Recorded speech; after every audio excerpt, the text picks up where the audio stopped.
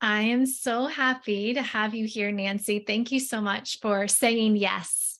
I'm delighted to be here.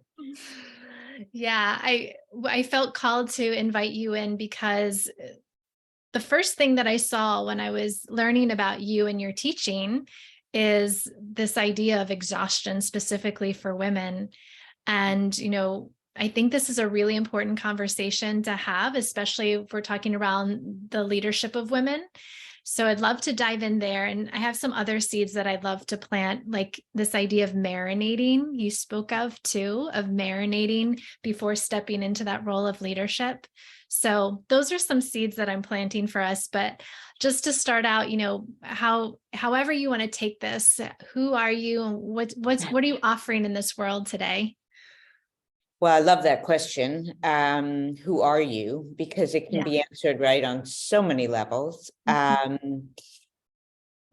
The what I'm offering these days, and I am a teacher who sort of follows whatever interests me. So that means that sometimes I'm talking about the tyranny of our mind. Sometimes I'm talking about self-compassion. But these days I've been talking about a very specific difficulty that I've been running into in the field as a therapist in private practice and, a human and a woman in the world, which is this an epidemic, if you will, of emotional exhaustion and burnout among women. Mhm. And what I've found is such similar complaints and reports about the way women are feeling these days. And so I had to write something. I had to start offering workshops and being a leader in this field because it was so prevalent. And what it is really, Phoebe, is this state where women are waking up to realize that they know who they are in all their roles for everyone, and yet they have very little idea of who they are for themselves, or Mhm. they know what everyone else, put another way, in their life wants and needs and are so good at filling it, but really haven't um, introduced themselves, I would say, to what it is they want and need. And that all this energy that we pour out to managing not just getting ourselves into a package that's likable, but then managing your experience of me so that I can like myself, so that I can be emotionally safe, so I can survive, so I'm not judged, so I'm not thrown under the bus. um, our energy is going to that. Mhm. And it leads to this state of fundamental depletion, where we're really cut off from our power, from our still small voice, our authentic voice. So, just boots on the ground, one of the things that I teach about is how do you help women particularly take the risk that it is to be authentic Mhm. when they know that the reality is being authentic, speaking our truth, comes with very real life consequences. Mhm. So you have to start to ride that bicycle, to taste that, to, smell that aroma of sweetness when you're standing in your own shoes, and redefining safety, not as likability, but as standing in the truth. So we were laughing there, about saying yes. Thank you for saying yes, because I was saying when we were chatting before, that part of the chronic depletion comes from this belief that women have that what makes us worthy is this endless giving, and that is what makes us valuable. And so we don't know how to redefine and set boundaries for no's. So that's a little bit to answer the question. Well, there's so much there that I want to definitely dig into, and kind of to go back, because if someone's listening to this, they might not even know, they might not have even identified themselves in that state of exhaustion. So would you mind sharing some of the symptoms that you witness and maybe you've experienced for yourself? So if somebody's even sort of in that hamster wheel of just going and hasn't even identified themselves as that, and we can give them permission today. Yeah. It is really true what you're saying, that so many of us wander around assuming that this is the natural state. Mm-hmm. And then for most women, there does come a time where we experience something. It might be resentment. It might be kind of an emotional, mental, spiritual fatigue, a sense of I cannot give anymore. I have given down to my bone marrow and I have nothing left to give. And then also a sense of waking up of what nourishes me? Where am I really being fed? And for many women, and for, it depends where you are in your own evolution, but it doesn't happen until third, fourth, fifth decade, where you sixth decade, seventh, where this split that happened way back in our tweens, where we decided to be what's wanted rather than to be who we are, that we start to feel in these later decades a sense of, what about me? It's such a familiar line I hear in my office, or when I ask a woman, hey, who's taking care of you? Most women burst into tears. And I don't teach so much about getting others to take care of you. There are enough books about that. I talk about when we realize that we're disconnected from ourselves. Where did I go along the way? I built this whole life, and very often it's a very lovely life, but where did I go? Something fundamental is missing, some connection or relationship with myself. And ultimately our depletion has to do with having split off from ourselves in order to be what is wanted. So we start to feel that it starts often as a whisper, but it turns into a roar of, what about what I want? What about my life? I'm so good at giving everyone else and preempting any needs anyone might have, but who's taking care of me? Where did I go? That's a very, and then it's, anxiety and depression. I mean, the symptoms are sort of vague and they can fall into so many pots, but there is a fundamental exhaustion, Phoebe, it's like a psychic exhaustion of giving. A psychic exhaustion of giving. Yeah. And we know it, when you hear the term emotional exhaustion, often people want, well, what's the definition? I always say to people, when you hear it, you know it. Yeah. You go, oh, that's me. I'm emotionally exhausted.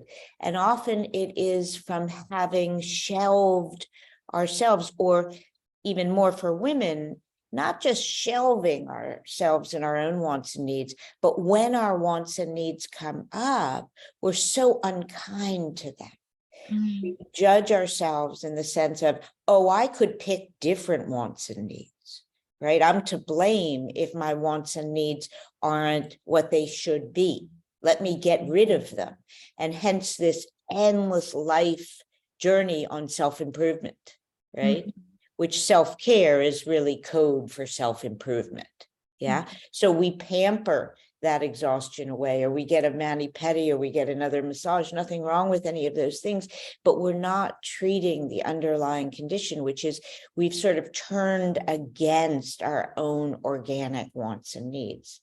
So either we're completely blind to them, there's a big blank space, or when they do arise, we are angry at them and judgmental of them, and imagining that we create them and could thus choose better ones that would make us more approved of. Mm-hmm.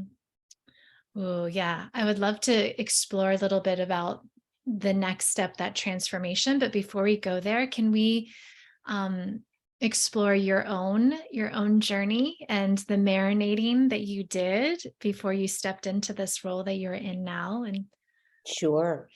Well, we spoke of this period where I had gathered all of this life experience. And, as a therapist now for nearly 30 years, just a wisdom of what people experience. And I was sharing with you, I think that I had to really trust that my experience and all that I'd heard over all these years and all these women that I had helped, that was true. I guess that was something I could trust. Mm. And this is part of the transformation that I teach now, which is coming to own your own wisdom. But for me, it was more of having been a kind of what I call an uber competent woman, right? Mm. Achieving, but never allowing myself to have any needs. Not really. I mean, I might present needs once I'd solved them with a bow around them. Mm-hmm. And I came to a place in my life where I realized that I was living off the fumes of this identity of being that woman who could do anything for anyone and so on. And I remember somebody put their hands on my shoulders, and I burst into tears at the time because I realized that's the first moment where I was receiving something I wanted. Mm. Not because of what it made me for my kids, for my husband, for my friends, for my clients, and not because of who it made me as an identity to receive it, and so on. But I actually wanted that pressure on my shoulders. Mm. And that was a real turning point for me. That opened a door where I realized I was not receiving in my own life, right? Even if I was teaching about receiving, I wasn't receiving. And so I had to, in order to become a leader, I also had to let myself be vulnerable and not be so darn competent. Mm-hmm. It was paradoxical. I had to join the human race, right? And not just be a leader, Mm-hmm. but be a human leader. And for me, I had built this whole structure, again, for many reasons, going all the way back, to not need anything. So it was in part in letting my own needs out of the bag that I could really, I could step into the role of a leader who could teach about what I need, that's not a failing. Yeah. I got chills when you were speaking into that. Thank you for sharing a little bit of that story, and just like how powerful just that touch can transform your whole experience and woke you up to saying, I'm ready to receive now. And, I can kind of visualize you when you said that, of really surrendering to that and asking, you're going into this deep inquiry of, okay, how do I shift that? And I loved what you were saying, that as a leader, you have to join the human race, as opposed to being above as a leader. And I think that's really, really powerful and really important, and a good reminder for people to say, we don't have to be perfect. We don't have to acquire a certain level of accomplishment to be a leader. We're in sort of the trenches with. That's it. That's the big word, right? And the humbleness of that, right? I had built a whole life to some degree of being the expert Mhm. And, that's a wonderful place, but it is not really being a warrior. A warrior is to say, what really helps, not teaching from the mind, but teaching from the heart. Yes. And that was a very big shift for me to join my students. Certainly I have all of this experience, and certainly, I do have a wisdom, and not but, and right, shifting my whole perspective to how can I bring this wisdom and really help people transform, not just have the answers and sort of dish them out. Yeah. Yeah. Oh, what you just said about teaching from the mind versus the heart. Yes, I feel that that's what this whole event that we're putting together is all about, is shifting that mindset, of actually shifting not mindset, but down into the heart space. And I'd love to just sit here with you for a moment and explore what that would look like in your ideal world, if we were all truly leading from our hearts, women, men, non-binary, anybody leading from the heart. What would our world actually look like? Not like this. No. That's the one thing I can say. I mean, part of what I write a lot about and teach a lot about, and in the book before this, Can't Stop Thinking, I really talk a lot about how the more we move into mind, the more we move into reason, the more we move, which sadly, I think technology is moving us even more into mind, even Yeah. more. Um, the more we suffer, and the more convinced we are that we are all mind, and that's the only experience. And I think it's a Native American expression that, the greatest journey we ever take is from the head to the heart. Mhm. And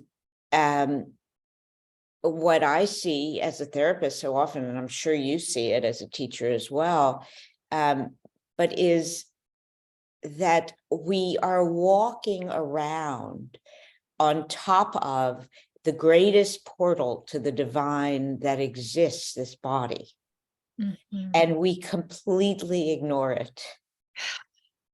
I mean, it's so astounding. You have the doorway, Mm. just drop below your neck.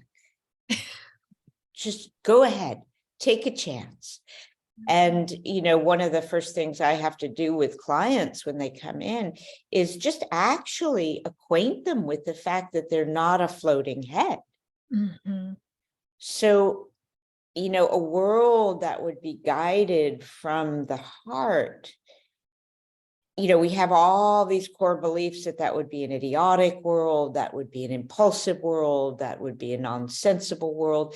But we, of course, know that's all false, that when we're led by connection, and we're led by empathy, and we're led by compassion, the head's on board, we're online.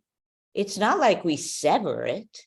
It's just that the pilot is coming from a place of kindness, coming from a place of love, if you will. Mhm. And, sadly, my sense of it is that this culture is coming to depend more and more and more on the mind and the reason, and thinking. And that's not leading us to places that make us happy. Yeah. So a world that would be led, by people who are centered in their hearts. It's not a mansy-pansy world. It's, all these terrible associations we have with the heart. It's the warrior's world, right? Mhm. But also a warrior who can be vulnerable. Mhm. And, you and I, we talk sometimes about, this surrender, right? A part of coming from the heart is this most terrifying thing for the sort of patriarchy, which is we don't have the answers. Yeah. Imagine, right? All this work, and the mind is to control this immensity called existence, right? Mhm. To get it down into boxes and so on. And what we cannot bear is the unknown. And yet Mhm. it's what is. Yeah. Yeah. When you just spoke of that, I've been playing with this idea for a little while now around our nervous system, right? We've talked, I'm sure, through your teaching too, is that we're wired in that sympathetic nervous system of always looking for the danger, the fight, flight, or free. And I've been thinking about this paradigm shift that we're talking about of leading from our heart, of it's really the shifting of our nervous system of the parasympathetic, of rest and digest, of actually trusting, even though we're entering the unknown, that we will be safe, we are okay. And when we can rewire that in our bodies and our nervous system, that's really when I think it will start to fully integrate for us. And it's quite exciting to think about, but I know we have And some time to go. it's a one at a time process. I mean, that's, I think also, whereas teachers, we tend to, teach to the largesse. Mhm. And yet, as teachers, really, it is doing the work ourselves. Yeah. So that, the more that, yes, we trust, we have our own practices and all of that, that if you take your hands off the wheel, right, you'll be taken. We Mhm. have to know that, we have to walk that, we have to really trust that if we're going to be advising to relax the control, Mhm. relax the mind. Because the mind, again, no judgment against the mind. The mind imagines that it's the mind against the world, and it's only the mind. So Mhm. it's going to double down and lock down and control and try and understand and have answers where there aren't answers, because sadly, it doesn't trust. Yeah. It's held, right? Yeah. But if we don't have that in our bones as teachers, then it's all it's all mental gymnastics. Yeah. Yeah. So as a teacher, how do you what are some of your centering practices especially when you know that you're going into a space with a client or with a session, with a group session? What are some of the practices that you do when you know you're holding space and leading? Sure. Well, it's interesting. I mean, having been a therapist for so many years, that's just organic. I don't even have to think about it. But when I'm going in to lead workshops where I am holding a space for, a lot of women and a lot of men and a lot of people, I have to be very careful in my process, because I came from a very intellectual background, and when I get anxious, my default is to go mind. Mhm. I zip up. And so I'm mindful of that. I know that about myself. So when I notice that maybe I don't have a clear sense of something I'm teaching, or I don't know what the audience will really need, or I get to that kind of place, I am aware that I will double down on preparation, and it's like a kidnapping. My mind kind of tries to kidnap the process. So what I do is a few things. One, I have to get into my body. For Mhm. me, it's a must. So I work with the breath, Mhm. and I am just very careful to don't need to know, right? No problem to solve. I work with these kind of, I come from the non-dual tradition, a Buddhist tradition. Mhm. Um, and I just remind myself, just stop, just stop. Mhm. Move from, as Adyashanti says, from the content to the context. Mhm. Drop into the sort of that deep ocean underneath all this contents you're about to send out, right? And remember the love and the presence and the awareness out of which this is arising, right? I have to do that through the breath. I have to do that through just stop. Hey, sweetheart, you're doubling down on contents. Come back, breathe, feel your feet, stretch, come back. For me, the portal is the body. It's always the body. And I remind myself again of what is it that I'm intending here to help people come home to themselves, to help people return, to take that incredible journey that it is to re-inhabit their own experience and fall in love with themselves, be on their own teams. And when I really know that that's what I'm here to offer, the words will come. I remember, oh, right. That's just contents. The words will come. Be it. I remember something Tara Brach said at the end of a workshop. We were heading home after a week-long Buddhist workshop, and a woman had raised her hand and said, well, how do I go home and explain this to my family and explain? She said, don't go home and teach Buddhism. Go home and be the Buddha. Mm. And so I know when I get out on that stage or whatever it is, be it. Don't talk about it. Be it. Yeah. Yeah. Thank you for that. You're preaching to the choir here because I'm all about being in the body, but to hear, especially what you're saying is you have this tendency to go into your mind. That is where you find your sort of safe place because that's how you're set, but to trust that you have this portal. I love that idea of the portal of your body. And even if it's somebody who is that default like you, to know that they can come down into the body and drop into it is really an important message. So thank you for just reiterating that. And, one thing too, just to add there too, that, because I have been at it for a lot of decades. So I know, I trust right away. I know, oh, you just unstick for a minute, just stop. I know 110% that it will take me back home to the deeper wisdom, not the words, but the deeper wisdom out of which the words will come. But, as teachers, when we're working with someone who doesn't have that great trust and just experience, right?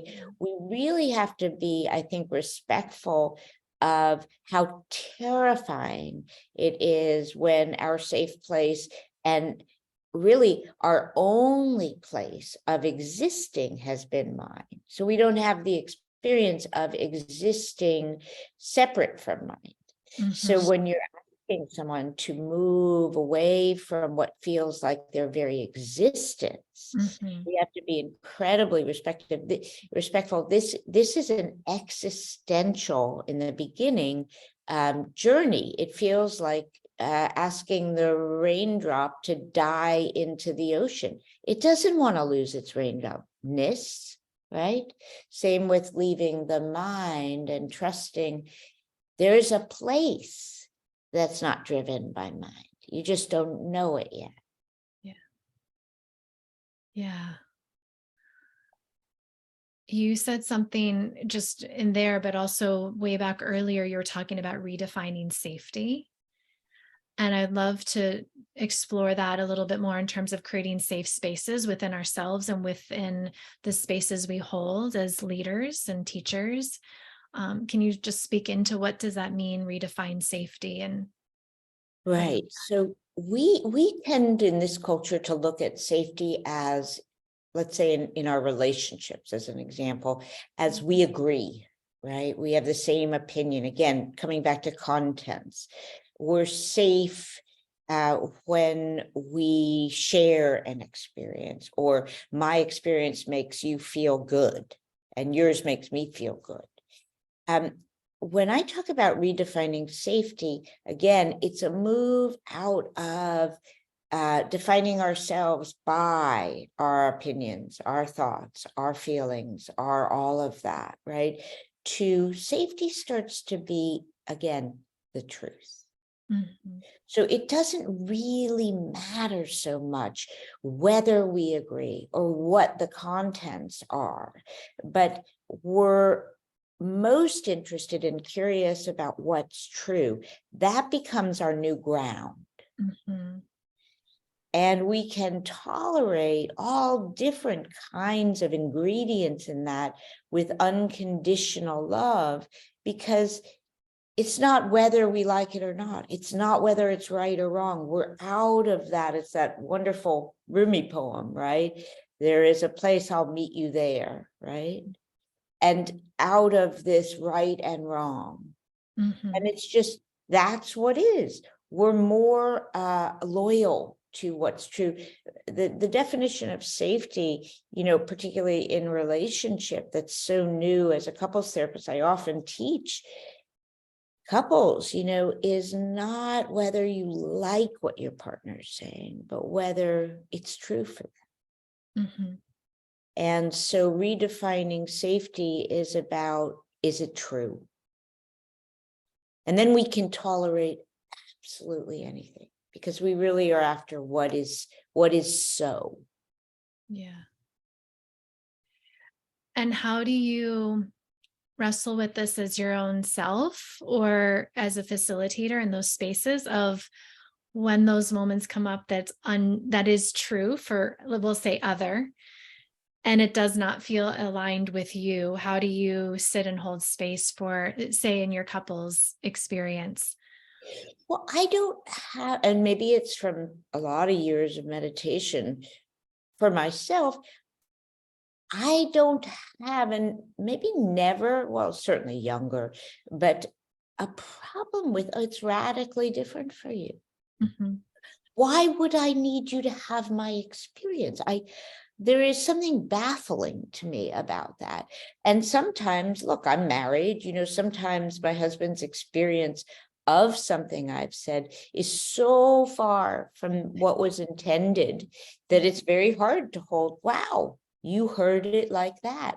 But at the same time, I'm more interested in knowing what's true than Mhm. in defending my ego, right? Mm. It wasn't that. Well, I've been a therapist many years, so you get to realize that what something is for you has nothing to do with what it is for someone else. Yeah. Nothing. Literally, you've gone to a different movie. There's no similarity often.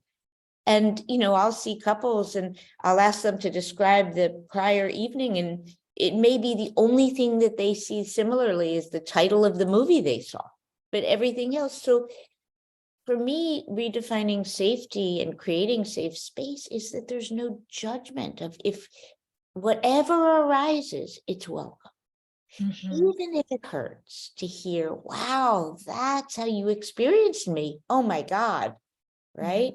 And that it's like for people who have children, when my daughter says, I can't believe you did that, and it was coming from this incredible place of love, I'm not going to sit there and say, well, I did it because of this. I would say, wow, how did you experience that? Because, we can sometimes do that with our children in ways we can't do with other people in our lives, where our ego is just it's out of the picture. I don't need to defend myself.